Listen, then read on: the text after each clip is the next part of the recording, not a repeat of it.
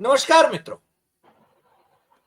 आज हमारे साथ चंडीगढ़ से वरिष्ठ संपादक अजय शुक्ल जी जुड़े हैं और बात होगी प्रयागराज में राहुल गांधी ने जैन जी को जो संदेश दिया है उसके बारे में। अजय जी, राहुल गांधी ने तो मोदी शाह के छक्के छुड़ा दिए हैं। मोदी जी आज आईआईटी के बच्चों के सामने भी जैन जी को खुश करने की बातें कर रहे थे। वैसे आरएसएस के चीफ, उन्होंने भी अब बच्चों के साथ अच्छा व्यवहार होना चाहिए वो कहना शुरू कर दिया है। राहुल गांधी ने आज कोई नया मसला ले लिया, यानी वो हमेशा कुछ नई बात करते हैं कि बच्चों का दर्द, जैन जी का दर्द, छात्रों का दर्द और उनके डाटा के बारे में और दौलत के बारे में उन्होंने बात करी है। तो जिस प्रकार से उनका प्रयागराज में कार्यक्रम रद्द कराने की कोशिश हुई वो विफल हुई और आज वो वहां पर दहाड़े, तो उसके बारे में आपसे हम जानना चाहेंगे, आपका विश्लेषण जानना चाहेंगे। आपका फिर से एक बार सीधू ने सट में स्वागत है। अजय जी। जी नमस्कार हरि भाई। सबसे बड़ी बात थी कि राहुल गांधी ने आज वहां जो है छात्रों की बात करवाई, उन्हीं के मुंह से उनके दर्द को बतवाया, जिन्होंने फेस किया है, जिन्होंने वो झेला है, उन बच्चों से बात कराई, वो चाहे पटना यूनिवर्सिटी के हों चाहे इलाहाबाद यूनिवर्सिटी के। उन्होंने यह संदेश दिया कि इस तरीके से हो, और लड़कियां भी नहीं छोड़ी जाती, लड़कियों के साथ भी होता है। आप ये सोचिए कि इस तरह से पूरी स्थिति को कर लिया गया है, कब्जा कर लिया गया है, डर पैदा किया गया है। यूनिवर्सिटी असल में यूनिवर्सिटी नहीं रह गई, वो चर्चा और ज्ञान का केंद्र नहीं रह गई, वो पक्ष विपक्ष की एक स्वस्थ चर्चा का नहीं रह गई, शिक्षा का केंद्र नहीं रह गई। उन यूनिवर्सिटी को आरएसएस की शाखा बना दिया गया है। इस पूरे उससे एक बात ये स्पष्ट हो जाती है। दूसरा, सरकारी तंत्र गुंडा बन के काम कर रहा है, वो रक्षा करने का काम नहीं कर रहा है, वो भक्षक बन रहा है। और वो जिस तरीके से बच्चों के जीवन से खेल रहा है, उनका सब कुछ खा रहा है, वो सामने बच्चों का भविष्य कोई और नहीं बर्बाद कर रहा है। आरएसएस बीजेपी की जहां जहां सरकारें हैं वो बर्बाद कर रही।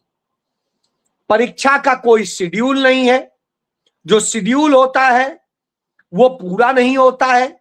जैसा एक छात्र ने बताया कि पहले तो वैकेंसी नहीं निकलती है, उसके लिए शोर करो, फिर वैकेंसी निकली, परीक्षा दी तो परीक्षा हो जाए सही, इसके लिए शोर कि परीक्षा की तिथि घोषित करो, फिर उसका पेपर लीक होता है तो फिर प्रदर्शन, फिर लड़ो, फिर उसके बाद दोबारा पेपर होता है तो भाई रिजल्ट घोषित करो, फिर उसके बाद में उस पे जो है ज्वाइनिंग हो या कार्रवाई हो, इसके लिए प्रोटेस्ट, और इसी तरह से करके जिंदगी का क्रीम पीरियड, जो सबसे क्रीम पीरियड होता है किसी भी युवा के लिए, वो निकल जाता है जी। लड़कियों के लिए कितनी जद्दोजहद है, अपने गांव से, घर से, सबसे लड़ते हुए कैसे वो शिक्षा के लिए बाहर आती, और उसके बाद वो न पढ़ सके, उनके साथ क्या से क्या न हो जाए, इसके लिए सारा काम सरकारी तंत्र कर रहा है। वही जो कहा करता था बेटी बचाओ बेटी पढ़ाओ, उसी की सरकार में ये हो रहा है। तो ये एक दूसरी बात। फिर बच्चों को लाइब्रेरी जाने की वो नहीं है, स्थिति नहीं है, बच्चों को पढ़ने की छूट नहीं है, बच्चों को और तरीके, तो ये सब जो संकट पैदा किए जा रहे हैं, जिस तरीके से बच्चों को मारा जा रहा है, बच्चे अपनी यूनिवर्सिटी में अपनी बात नहीं रख सकते, अपनी मांगे नहीं रख सकते, लेकिन आरएसएस के कार्यक्रम होंगे,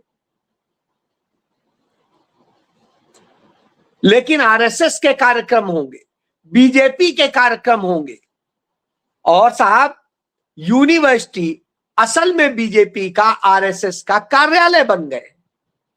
और जब वो बन गए हों तो लड़ाई तो हुई, बड़ी लड़ाई। बच्चों के भविष्य से खिलवाड़ किया जा रहा है, और जब यह खिलवाड़ हो रहा हो तो निश्चित रूप से उसका विरोध होना चाहिए और उस पर एक्शन होना चाहिए। तो मैं समझता हूं कि जिस तरह के हालात हैं, उन हालात में जवाब देना चाहिए था, बोलना चाहिए था। तो जो बच्चे आए उन्होंने अपने दर्द खुद साझा किए और उन्होंने बताया कि आज क्या हालात कर दिए गए, और जब ये हालात कर दिए गए तो यही वजह थी कि जो बच्चे सामने खड़े थे, जो किन्हीं कारणों से बोलने से आज डर रहे थे, लेकिन वो उन लोगों की बातें सुन के उससे हामी हो रहे थे और उसमें सिर हिला रहे थे कि हाँ यही दर्द है हमारा भी।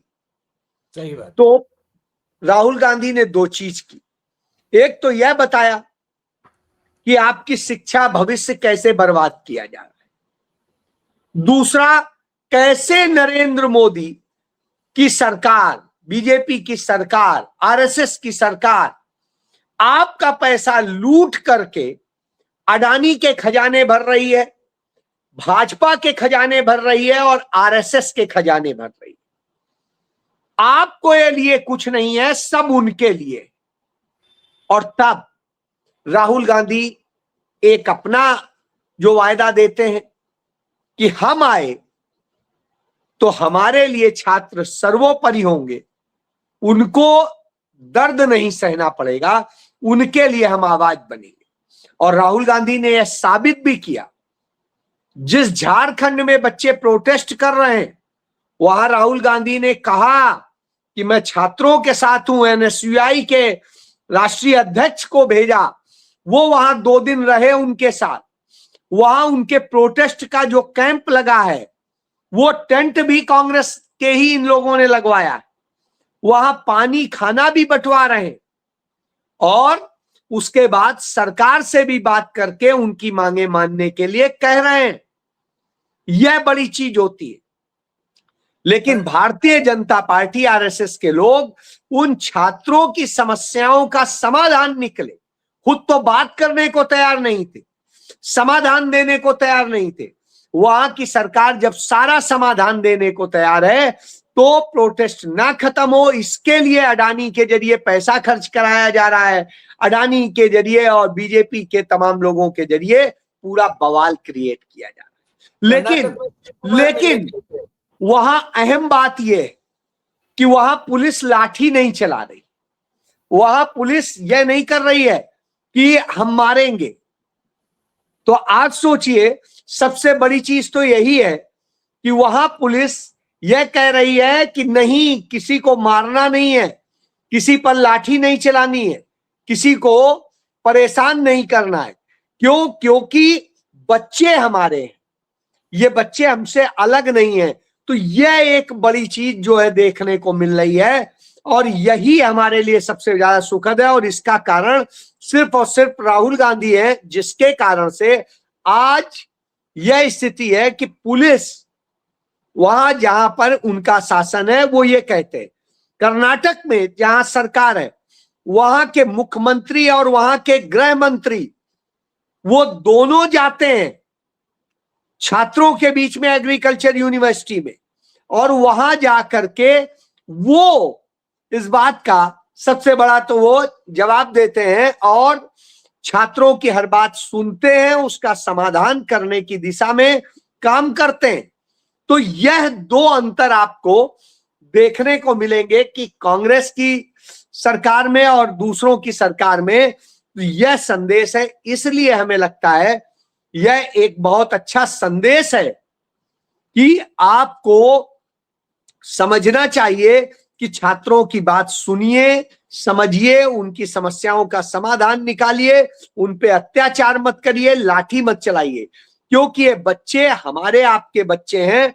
और इन बच्चों के साथ यदि आप ऐसा करेंगे तो निश्चित रूप से आप देश के भविष्य के साथ कर रहे हैं, और जो भविष्य के साथ करेंगे तो आने वाले वक्त में वो आपके लिए जहर बनेगा, देश के लिए जहर बनेगा, और ये सब के लिए संकट है।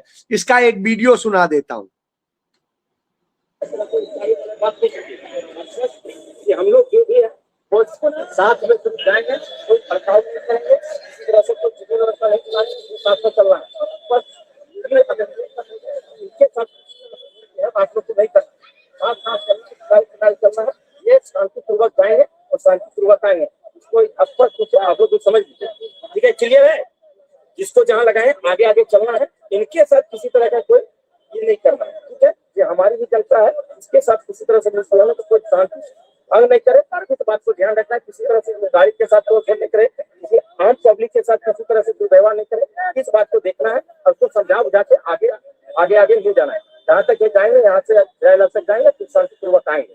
स्पष्ट है? अब आप देखिए क्या क्या क्या समझाया जा रहा है कि बस आपको ये सुनिश्चित करना है ये पब्लिक को नुकसान ना कर दें, किसी गाड़ी को नुकसान ना करें, वो ना करें, शांतिपूर्वक जाएं, शांतिपूर्वक आए, और यदि वो हो तो आप इनको समझाइएगा, समझा बुझा के अलग कीजिएगा, बल प्रयोग नहीं करना है। तो ये दोनों का अंतर है। तो अब आप समझ लीजिए, जब यह होता है तो इससे समझ में आता है यही राहुल गांधी सिखाना चाह रहे हैं कि ये आपके अपने लोग हैं, और यही संदेश था। प्रयागराज यानी इलाहाबाद इसलिए चुना गया क्योंकि इलाहाबाद को, यूनिवर्सिटी को, इलाहाबाद को यूपी का एक बड़ा एजुकेशन, प्रतियोगी परीक्षाओं के दृष्टिकोण से एक बड़ा एजुकेशन सेंटर माना जाता है, और वहां से सिविल सर्विसेज में और सब में जाने वाले, तमाम दूसरी सर्विसेज में जाने वाले बच्चों की संख्या बहुत ज्यादा होती है। एक समय में पूर्वांचल का ऑक्सफोर्ड कहा जाता था उसे। तो अब आप सोचिए, जो वो यूनिवर्सिटी है, वहां के बच्चे हैं, और वहां के बच्चों के साथ यदि ये हो रहा है, जो करियर के लिए जाते हैं, उन्हें लगता है कि दिल्ली नहीं जा सकते या जेएनयू नहीं जा सकते, तो यहां जाके पढ़ लें, बच्चा कहीं ना कहीं सेट हो जाएगा। लेकिन आज वहां जाके वो बेरोजगार हो रहा है। अंत में जाके वो, जैसा एक बच्चे ने कहा कि हमारे पास इसके बाद रास्ता है कि हम आत्महत्या गले लगा, तो राहुल गांधी ने उससे कहा नहीं, आप ये नहीं कर सकते, ये आपका ऑप्शन नहीं हो सकता है, बहादुर बच्चों का ये ऑप्शन नहीं होता है। तो ये एक बहुत बड़ी चीज है। ये एक अभिभावक की तरह से जैसे बताया जाता है, वह आज राहुल गांधी ने किया। तो ये मुझे लगता है एक अच्छा संदेश है।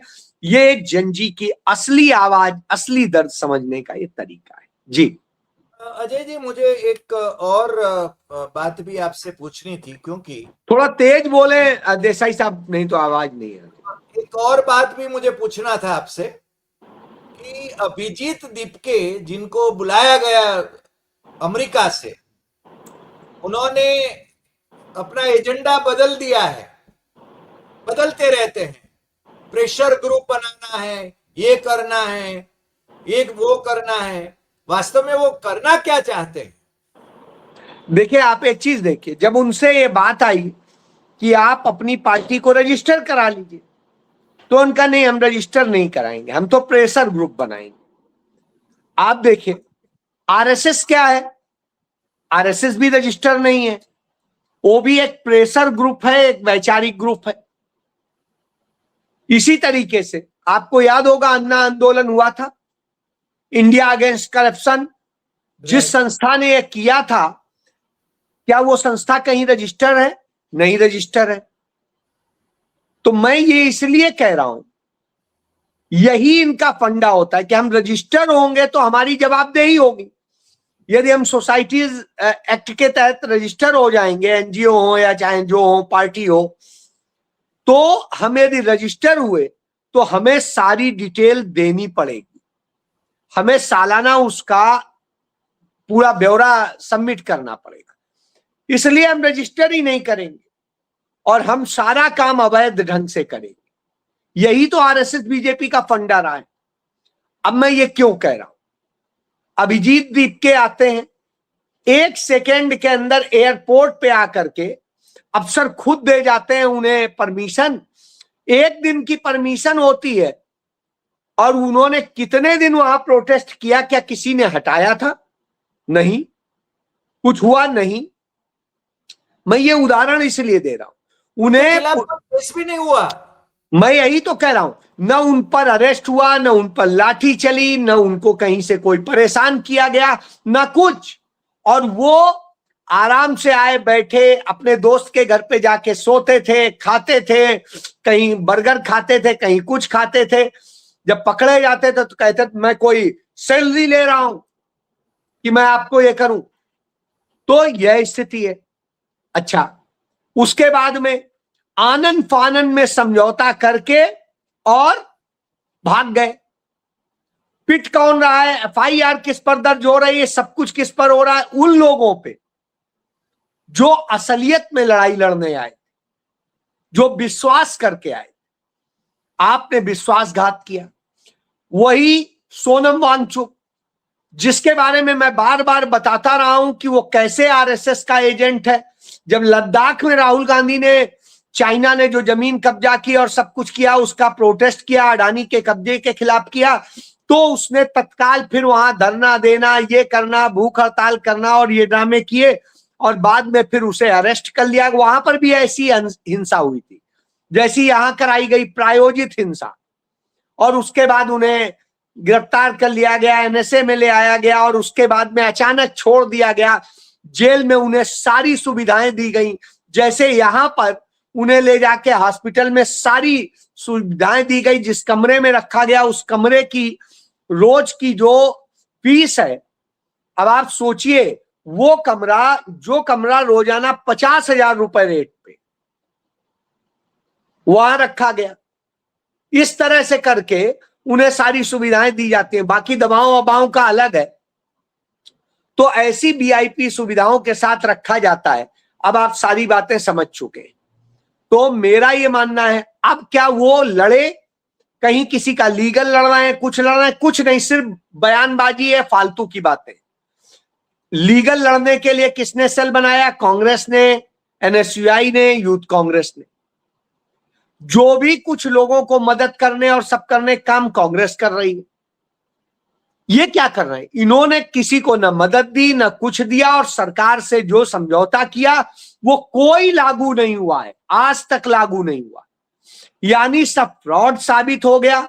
जो पूरे देश में प्रोटेस्ट खड़ा हो गया था, वो प्रोटेस्ट मर गया। इसीलिए तो लाए गए, और यही ये बार बार खेल खेलते हैं। गीतांजलि ने तो ये कहा कि वांगचुक के अनशन राहुल गांधी के हाथों वो उनको खत्म कराना था, मगर राहुल ने कोई रिस्पॉन्स नहीं दिया। नहीं, राहुल क्या रिस्पॉन्स देते? राहुल क्या रिस्पॉन्स देते? राहुल गांधी जब लद्दाख गए थे और चाह रहे थे आप लड़िए इस मुद्दे पे, हम साथ खड़े हैं, तब तो आप बीजेपी के एजेंडे पे खेल रहे थे। और खुद उन्होंने कहा, अभिजीत दीपके से उनका संपर्क वहां के जो उपराज्यपाल हैं विनय सक्सेना, उन्होंने करवाया, विवश किया कि वो इस तरह से करके जाएं। ये सारा ड्रामा क्रिएट करना ही तो बीजेपी आरएसएस का धंधा है, वही है, उसके अलावा कुछ नहीं है। वो तो बीजेपी की भाषा बोलते हैं, इसलिए उन लोगों से दोनों वही है, तो इसलिए कोई उम्मीद नहीं है। इस बार बीजेपी आरएसएस का ये खेल फ्लॉप हो गया, ऐसा माने? बिल्कुल बिल्कुल फ्लॉप हो गया, तभी वो जाके झारखंड में इस तरह से ड्रामा कर रहे हैं। जबकि जिस पेपर लीक को बात कर रहे हैं, उससे पहले के सारे पेपर इन्हीं के समय में लीक हुए। उन पेपर लीक की बात ही नहीं कर रहे ये। और वहां की सरकार ने जो 2023 में पेपर लीक हुआ था, उसे कैंसिल कर दिया था। उसमें जो लोग पकड़े गए थे वो बीजेपी से रिलेटेड है। और उसके बाद में 2024 में फ्रेश परीक्षाएं हुई, जिसका रिजल्ट निकलने के बाद 2025 में ज्वाइनिंग हो गई। अब क्या कह रहे हैं, जिसमें 2024 की परीक्षा हुई उसमें कोई गड़बड़ नहीं, उसका कह रहे हैं कि उसकी जो भर्ती हो चुकी है, जो ज्वाइन कर चुके हैं, उसको रद्द कर दीजिए। वो कैसे रद्द हो सकता है? कानूनन फंस जाएगी सरकार। इसीलिए सरकार सारे वो मान रही है कि 9 पेपर रद्द कर दिए हैं सरकार ने, लेकिन जो भर्ती हो चुकी, ज्वाइनिंग हो चुकी, वो सरकार तो रद्द कर ही नहीं सकती है। अदालत कोई आदेश दे दे, बात अलग है। उसमें कोई आरोप भी नहीं था उस समय। आज आप आरोप लगा रहे हो, तो ऐसे तो नहीं कोई चीज हो सकती है। फिर आप, सीबीआई ने आज तक जितनी जांच की है भर्ती के मामले में, किसी में कुछ नहीं किया, तो फिर आप सीबीआई सीबीआई क्यों चिल्ला रहे? जब कह दिया गया सीआईडी आपके साथ मिलकर जांच करेगी, हम एसआईटी में आपके बंदे को शामिल कर लेते हैं, तो भी आप नहीं तैयार। तो वो असल में छात्र नहीं ये गलत कर रहे, ये वहां पर दो आदमी, एक अडानी का एजेंट जो दुबे है, दलाल दुबे सांसद, और दूसरा बाबूलाल मरांडी, ये बैठ के पूरा गेम दिल्ली के इशारे पर प्लान करके कर रहे हैं। जी जी, तो यानी ये सब खेल है, और भाजपा आरएसएस का ये खेल मेरे ख्याल से जैन जी को रास ना आएगा, ऐसा हम मान के चलते हैं। जैन जी अभी जागरूक है, और मेरे ख्याल से प्रयागराज में जिस प्रकार से राहुल गांधी ने इनको सतर्क किया है, इनकी बात को उन्होंने उठाया है और देश भर में वो उठा रहे हैं, तो ये मेरे ख्याल से जन जागरण का एक नया अध्याय जुड़ रहा है भारत में, ऐसा हम मानने के लिए अभी अभी ऐसा मानते हैं। आज आप हमारे साथ जुड़े, उसके लिए आपका बहुत बहुत धन्यवाद, और फिर मिलेंगे नए एपिसोड में नए विषय के साथ। नमस्कार।